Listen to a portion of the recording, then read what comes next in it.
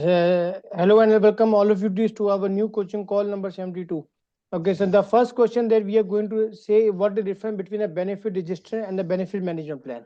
So in general, the first thing whenever the question comes, you have to differentiate whether he is talking about the plan or a register. Normally, we have three types of register: benefit register, stakeholder register, and risk register, right? And also we have plans, which is benefit management plan, stakeholder engagement plan, risk management plan.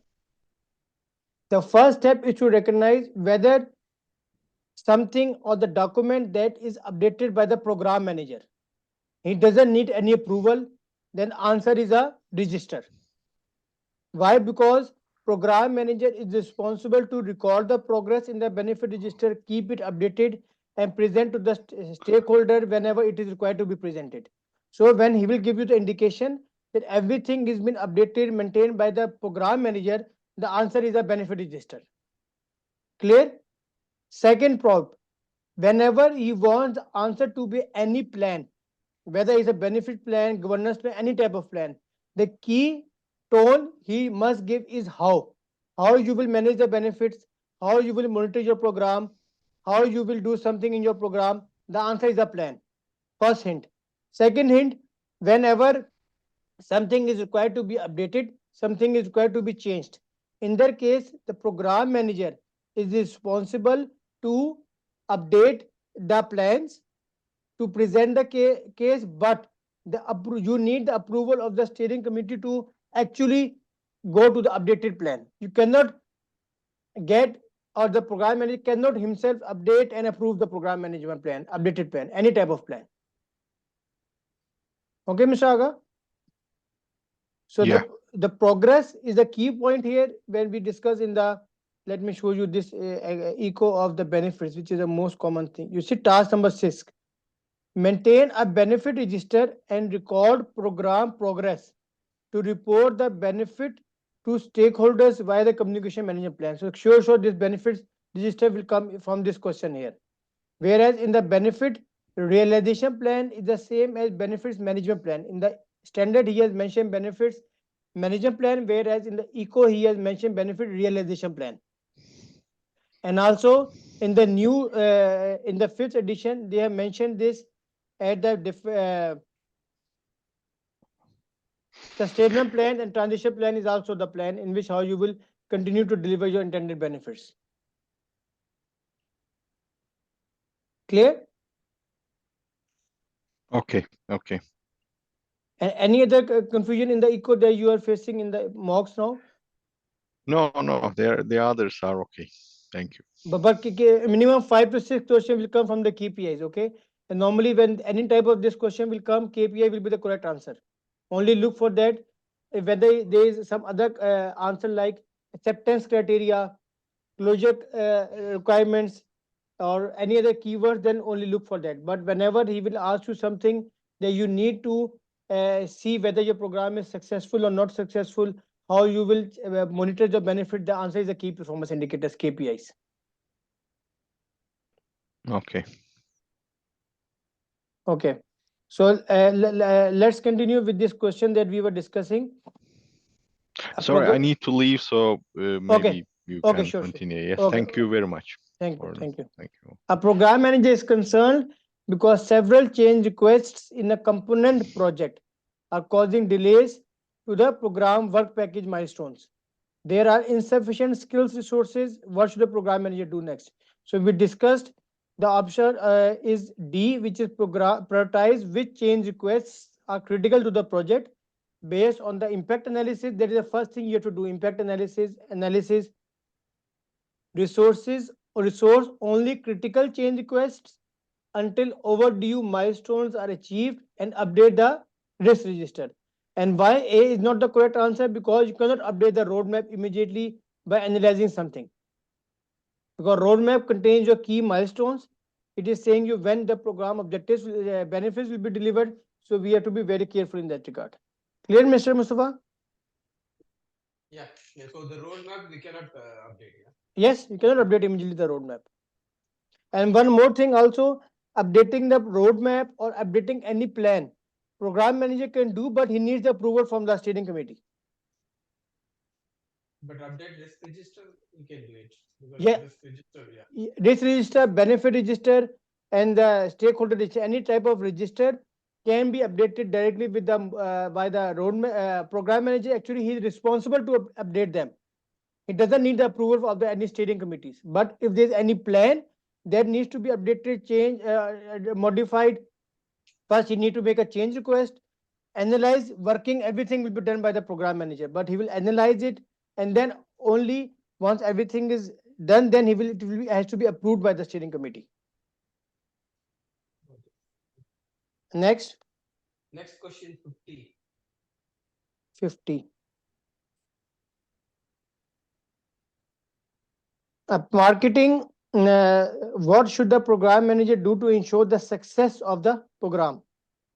A company's marketing department fails an internal compliance audit. To comply with the auditor's remediation plan, the legal department mandates a content management system be implemented. After initiating the program for CMS implementation, the program manager discovers that the marketing department has already pre-selected which CMS technology will be implemented.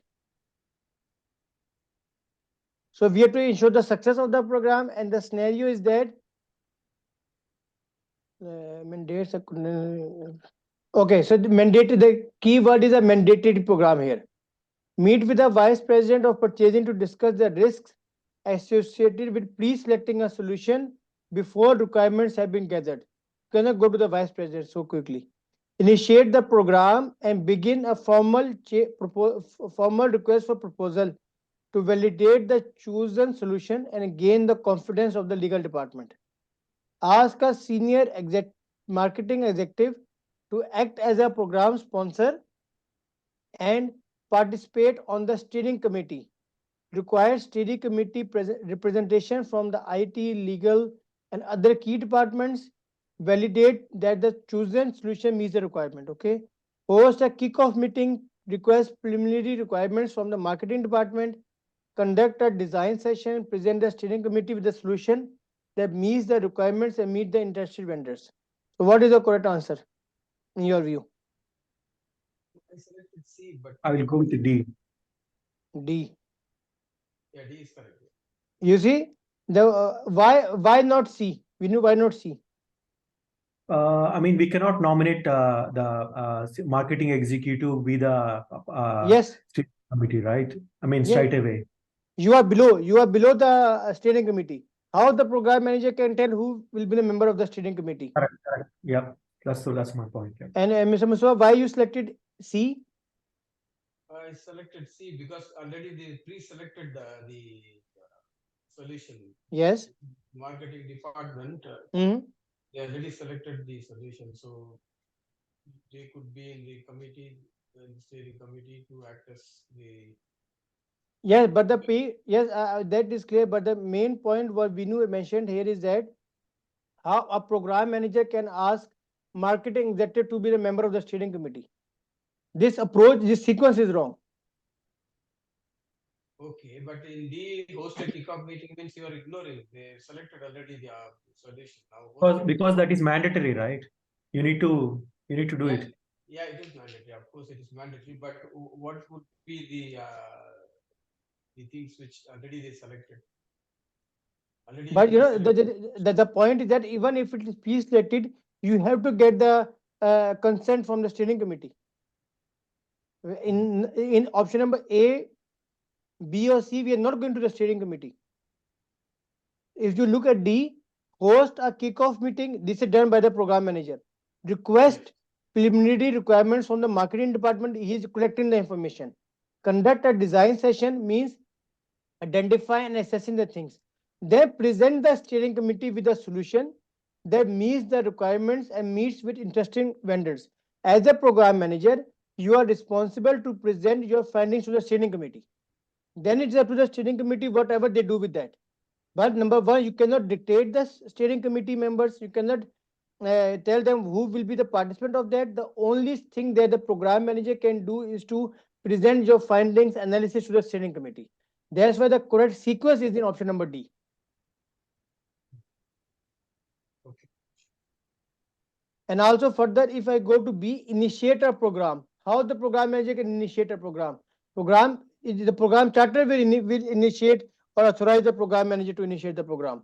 And in number A, meet with a vice president. He's your sponsor maybe. How you can escalate the thing? Right? So escalation is never the correct option. That is the key point here.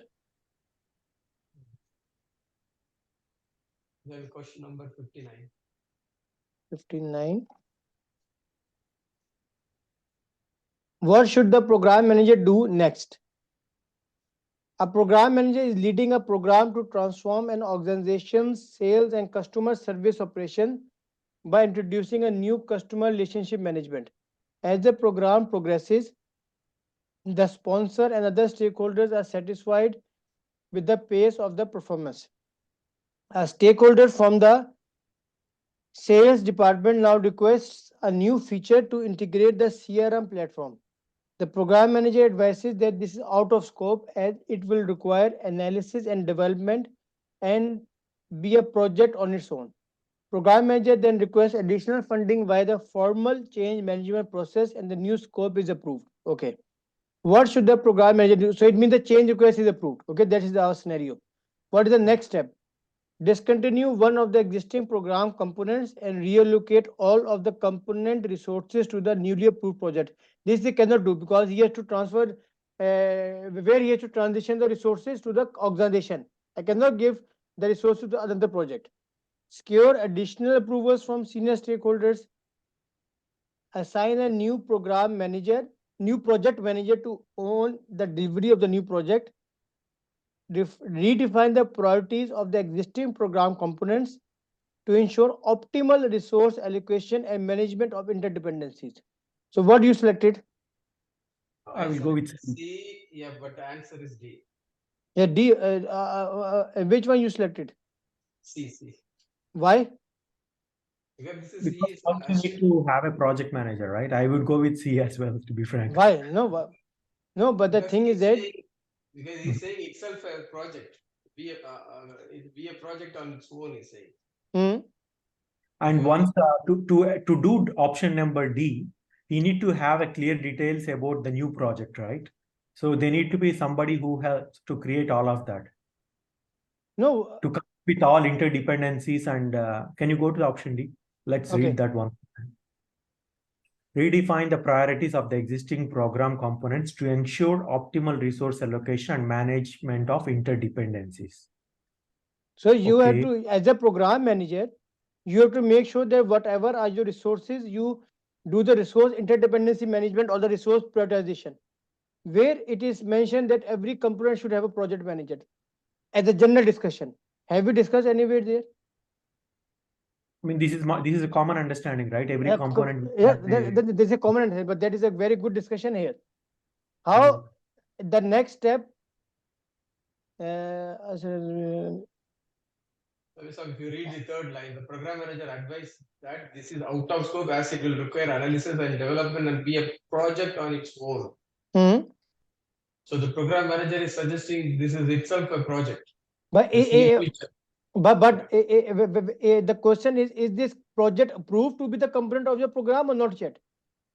Not yet. So how I can have appoint the project manager to the component which is still approved, not yet approved? Okay, the trick is actually the line. The program manager then requested additional funding via the formal change request process, and the new scope is approved. But it's not decided that it's going to be a new project or Yes, not. yes. For now, I think we have to stick with that. Okay, it's clear. Yeah. Okay. One is a general understanding. Because both of you went with C, so I had to discuss this option. First point is that as a PgMP, it's not mandatory that a dedicated project manager will be for the component. First, understand this thing. Okay. Second thing is that the topics what we have studied is resource interdependency management, resource prioritization, optimization of the resources. Right? Even in the PMP, if I say that I have a lot of work to do. So what is the first option? Shall I hire the new people? That is option number one. Second is to do resource leveling. Third option is to optimize the available resources. So every time the company will go to optimize the resources, not hire the new people every time, right? This basic principles of PMP also applies here. Now keep this in mind, and now we read the question again. A stakeholder from the sales department now requests a new feature to integrate the CRM platform with another application. Okay, he's from the sales, he wants a new feature to be added in your program. Program manager advises that this is out of scope. Okay, this is not in my scope, in my current scope, as it will require analysis and development and be a project on its own. So program manager advises this thing. Okay, the program manager then requests additional funding via the formal change management process. Why? Because the program manager realized it is out of scope. So in order to add it into his program, he needs the approval of the steering committee or the change control board, and the new scope is approved. Okay, now you have to work on that. What should the program manager do this? Now the scenario is that there is something added in my program which is approved by the steering committee, which is now a mandatory thing to be incorporated. First thing. So I will look into that, how I will handle this new scope to be done under my program. So if I say assign a new project manager to own the delivery of the new project, can be the option, but it's not giving me the indication that still your program will be successful. And it's not only the project manager who will do this thing. You have to give him the complete project team also. It's not only a single one man show that if I give the project manager. So in any of these scenarios, in general, you have to look for the keyword of resources, not look for the single keyword of a project manager or the program or program team member or the stakeholders. That is never the correct answer. Clear? Stakeholders can never be the correct answer when there is a generalized word, or a single person will not be the right answer. So if we look into the D, it's a very beautiful worded answer. Redefine the priorities of the existing program components. So we will see that new scope is added, whether this is of higher priority or less priority, to ensure optimal resource allocation and management of interdependencies. So the topic that we discussed in the resource planning, resource prioritization and resource interdependency management kicks in here. That is a key topic here. Clear, Muswa sahab? Yeah, clear, sir. Clear. Next. Next question in the same. Which one? This same, a large infrastructure development program involves. A large infrastructure development program involves 3 construction projects: 2 sewerage line, 1 project to lay cable. During a program team meeting, the project manager of a road construction project communicates that project risk related to the interdependency with the sewage line has crossed its risk threshold. What should the program manager do next? So it means that risk has occurred. Modify the program schedule to accommodate the risk. Instruct the project manager to escalate the risk to the sponsor. This is wrong. Eliminate B. Ask the road construction project to manage the risk at the project level. Incorporate the project risk into the program risk response strategy. So what you selected? Option D. Yeah, it's supposed to be option D, but I selected B. So now the threshold is, reached. Yeah. So when the threshold, already reached and it's above the threshold, we need to select the program sponsor, isn't it? No. The first thing is that what is the risk threshold? Risk threshold means at the moment when the risk will become critical and you have to do something. You do something means you have to take the action. But how you can go to the sponsor? How you can escalate it? For what you are the program manager then? Basically here, how I see is that there is a project risk that kicked in now, like triggered. Yes. So now that risk has a interdependency from another project in the same program. So now it has to go to the program level. Program manager, and it has to be in the program risk response. Yes. Strategy. Mr. Sir, you please repeat why you selected B. I don't got your point. No, because the project risk is across the risk threshold. So now it's escalated to the program manager. Yes, but here is the sponsor. Yeah, but program manager option is not there. So I thought the next level will be program sponsor. Okay. Here I want to explain one thing. This is the project manager. Above project manager, program manager. Above program manager is the steering committee. Above steering committee is the sponsor. This, whenever you are escalating the thing, these 4 hierarchical has to be followed. The project manager cannot go directly to the steering committee or the sponsor. This is very clear. Okay. And Yeah. in 95% of the time, escalation will not be the correct answer, because escalation is always the last step. You have tried everything, still it's not going, then you will escalate to the top people. Okay. So never select the escalation as a correct option. And secondly, as we know, analyze this question, we have project one. It is not standalone, it is dependent on other projects. Now the risk threshold occurred, and this project will now affect the other components. But how these components are interrelated with each other, this is under the umbrella of a program. So this risk has to go to the program risk register, like we said, the transition of the risk. You remember, whenever so it will go to the program level, and then it will be discussed how it is affecting your other components. So the correct answer should be D. Incorporate the project risk into the program risk response strategy. Okay. Clear. Now then I have 78. 78 is 75 is 150, 155. The sponsor has requested the initiation of a new component, okay, which has been approved. In addition, one of the program component is delayed by 2 months. As a program manager, which of the following documents need to be updated? Master schedule, program management plan. Program master schedule, roadmap, benefits management plan. Program roadmap, program master schedule. Very complicated question. Okay, so what you selected? I selected A actually, but A is not the right answer. The correct answer is D. C.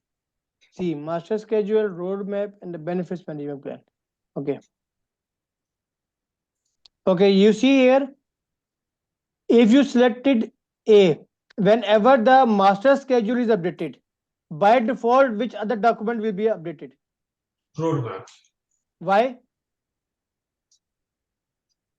Because roadmap and master schedule are, Roadmap related is, yes, roadmap is a subset of the master schedule. In the master schedule, you have milestones and activities, whereas in the roadmap, you have only milestones, right?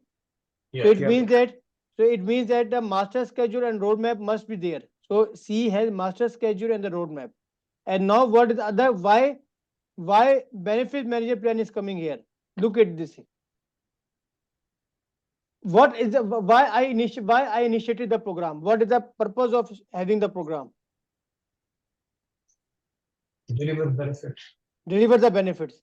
So now a new component has been added, and one of the program component delayed. This doesn't matter to me. So the first line is actually guiding me that the benefits will be changed, because whenever a new component is coming, it will have its own benefits, right? So in order to deliver its own benefits, I need to update the benefits management plan, how I'm going to deliver the benefits of this particular component, and ultimately it will help me to go at the program level.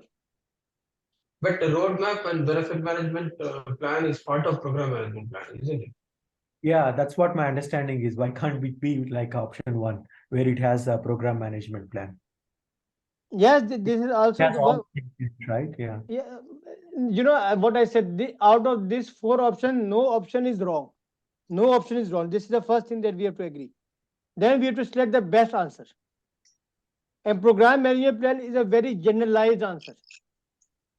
That's the only reason I could say. Let's see what he's given the reason.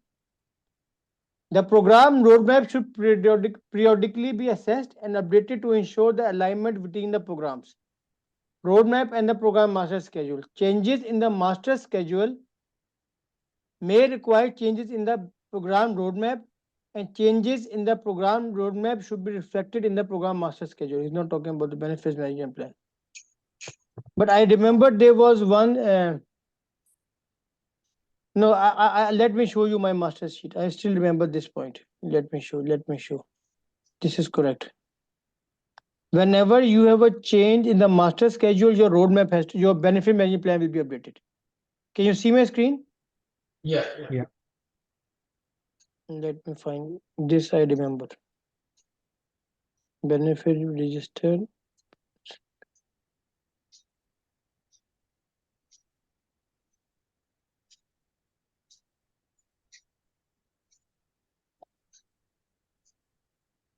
You read point number 16.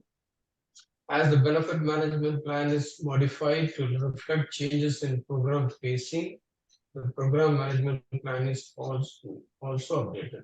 And what is in the program pacing? Pacing actually means your schedule. If there's a change in the schedule, when they change in the pacing means if the program is faster, your schedule will be achieved earlier. So subsequently, your roadmap will be achieved earlier, right? Yeah. So this is clear. Whenever any plan will be changed, the program manager plan will be changed. As Vinu said, option number A is 100% correct, but it's not near. In the exam, it will be much more easy to differentiate. But the concept is that any type, when any plan will be changed, program manager plan will be changed. First thing, but there is a strong relationship between the benefits management plan and the program pacing. And program pacing is coming under the topic of master schedule and the roadmap. Clear? Okay. So this is the point here from where this question is coming.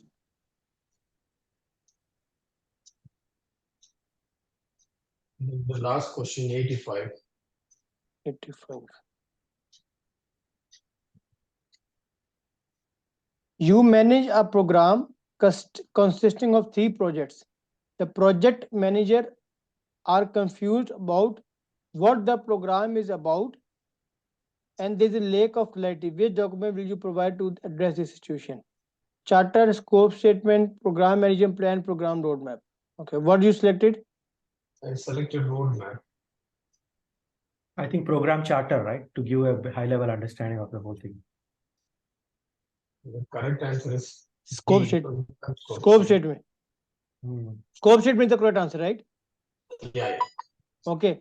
So you have managed a program consisting of 3 projects.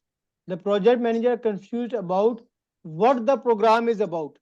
What the program is about is the English word of scope. What are you doing in this program? What is the scope of your program? How Mr. Mustafa, how roadmap will tell you? Roadmap will only tell you when you will when. Roadmap is actually telling you when you will deliver the benefits of this component 1, 2, 3 or the program. It's related with the schedule, but it will never tell you what you are delivering. It's about when. I have clarity between confusion between A and B. I will explain. I will explain. We go step by step. Mr. Sure. Sahab, roadmap. Yeah, roadmap when okay, sort of pacing and the milestones and We know clear roadmap is gone. You agree? That's clear, yeah. Roadmap is telling you when you will deliver something. Okay. Now we talk about the charter and the scope. Under the program charter, yes, you have the scope of the program. But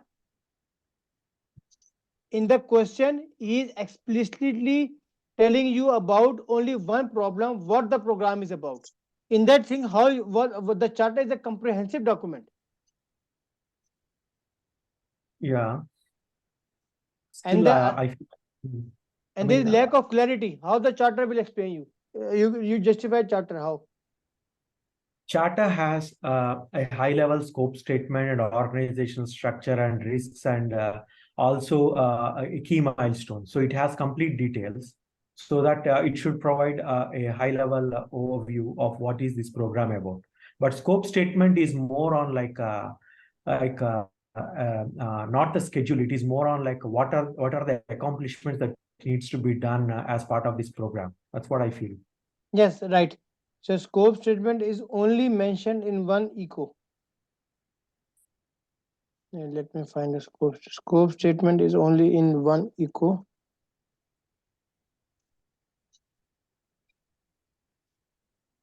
Translate strategic objectives. I'm reading task 2. Translate strategic objectives into high-level program scope statement by negotiating with sponsor this to create a program scope description. So whenever he is only talking about the scope, what the program is about, then scope statement is more correct answer as compared to your charter. Okay. Charter surely will contain the scope. I 100% agree with you. But in the scenario, he has given us only one problem, which is what the program is about. It means the scope is not clear. So in that thing, the more relevant, more direct answer would be the scope statement because of this task number 2. You agree? Still, I mean, the question is a bit vague actually. It's, Yeah, I depends. agree. Question a bit vague, but Yeah. the weak point what we have in PMI is that is the exam content outline. When he wants the answer to be from the exam content outline, he only gives that particular information. We will see in the stakeholder, like we have the stakeholder metrics and the response. I will show you one thing just to give you one more thing. You see this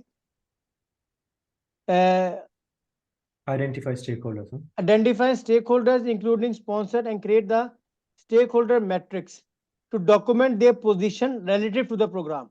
So actually, this position is the main document that we know is the stakeholder register. But stakeholder register has 8 or 9 columns: list of stakeholders, position, authority, power, communication needs. Everything is in the stakeholder register. Okay, but the problem here is that if we extract only the 2 columns of the stakeholder register, if I have only the stakeholders and their position, then the answer is a stakeholder matrix, more specific rather than a stakeholder register. You know what I mean? Under the stakeholder register, I have a sponsor plus position plus plus plus. But if he tells me only about identifying the stakeholders and document then their position, he is only looking for the 2 documents, 2 columns. Then in that case, stakeholder matrix is a new term that they have put in the exam content outline. So same is the problem here. Under the charter, yes, scope is there, and we are thinking about more detail oriented option. But if he has mentioned only, if the question has restricted itself only to a particular point, it means he is expecting the answer from this thing. That is our weak point. Okay, clear. Any other question in this chapter number 8, Mustafa sir? No, any, this is clear now. Okay, any other question we have to discuss? The 37 questions I yesterday sent 2 questions. I have a clarification. Which one? We can discuss. Which option? Which question? The 37. No. The another question bank, not this question bank. There is another green one. This one. No, not this one. One more you sent it. 37 questions. This one. Is straightforward. This one. This one. Yeah, here. I think the question, it says the number of emerging risks increases in a component project and the program manager files. Question number? Question number, I don't know which question it is. Maybe you can check question number 30. This one? No, this is, I understand. Question number 18. 1835. This is also, I got it. The difficult one, okay, 22.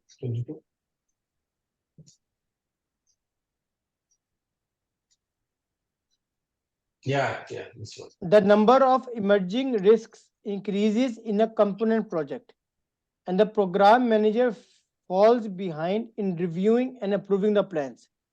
This impacts the component project's manager's ability to effectively address the risks. In this situation, what should the program manager change about the risk management plan? So what is the problem here? Program manager is overburdened and he cannot address the project level risk, right? Yeah, right. So include risk escalation policies and procedures in the risk response plan. Allow the component project manager to delegate the risk management responsibilities. Assign the resolution of project level risks to the component project manager. Increase flexibility with risks that require a risk response. What you selected? I selected the first one. A. Okay. Yeah. Vinu, what is your option? I'm just reviewing that. Okay.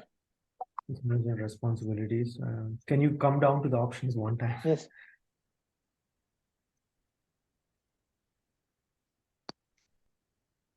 Okay, I would pick option A only, like him. I will go for C. What is the correct answer? Yeah, C. Okay. So what? Okay, Vinu, why you selected A? Probably, maybe there is a stringent request in the current existing risk management plan to escalate it to the program manager, even for simpler risks. Maybe that's the thought. So probably we can remove some of them there, and then through the escalation policies, we can mitigate some of them at the component level itself. Same understanding. Mustafa sir, why you selected A? Yeah, same. We have to revisit the escalation policies because the level of authority given to project manager is not enough. Maybe that's the reason. Maybe for each and every small risks he struggled with, maybe you can increase. In the question, what is the bottleneck? The bottleneck is that the program manager is overburdened and he falls behind in reviewing and approving the plans, right? Yes. So if you will increase the escalation policies, again you are going sending the documents again to the program manager. How will you solve this problem? So in order to address this problem, I need to make sure that the less issues are coming to the program manager. Then only your program can be successful. The number of emerging risks increases in a program component project and the program manager falls behind. It means everything is coming to the program manager. The project manager is doing nothing here. Everything he finds, he escalates to the program manager, and the program manager gets overburdened and he cannot do behind, he falls behind. And what is the impact of this? This impact the project manager ability to effectively address the risk. In this situation, what should the program manager change? If I go for D, C, ask the resolution of project level risks to component project manager. I should try that if there are 100 risks at the project level, at least 90 he should address, only 10 he should give to the program manager. So this is actually the governance. Yeah, but how does that 90-10% what you mentioned will be selected? It's through the escalation policies, right? Like what are the criteria to escalate it to the program manager, or no, what that is okay. No, that is okay. But I'm 90-10. I just give the example. You should try to reduce the thing that goes to the program manager. That is the scenario. Agreed? Yeah, I agree. So, I mean the A is there. Include risk escalation policies and procedures in the risk response plan is already there. That's why you are coming the emergency risk to the project manager, to the program manager. Without the escalation policies, the risk cannot go up. So if the risks are going to the program manager, it means escalation procedure is available there. Correct. Probably instead of include, if you put optimize there, probably it would have something like that. Something like that. If we say if the option A would be the correct answer, if we say that there are a lot of project lists and the project manager is managing by itself and doesn't see the impact on other components, or he will say that whenever there is a problem, it doesn't comes to the program manager, okay, and it is affecting the progress of the program, because later on at the end of the project it is find that the project risk is affecting the program progress. You mean what I mean? If this is the other way around, then it means I need to include the escalation policies and procedures so that whatever is not managed at the project level should go to the program level. Then A will be the correct answer. But in this scenario, it's the opposite case. Everything is going to the program manager and he is not performing well and the progress is declined. So in that case, what I have to do is to give more authority, more governance, more power to the project level, project manager, so that they can handle their risk at that level. Okay. Then why there is a governance then for escalation policies and procedures? If the component manager can manage himself the risk, obviously how the program manager would come to know that this would impact on other projects? Because maybe he's not fully focused on and he's resolving applying the risk response. Then whenever the risk threshold will cross, because every time that's the reason we define the risk thresholds at every moment.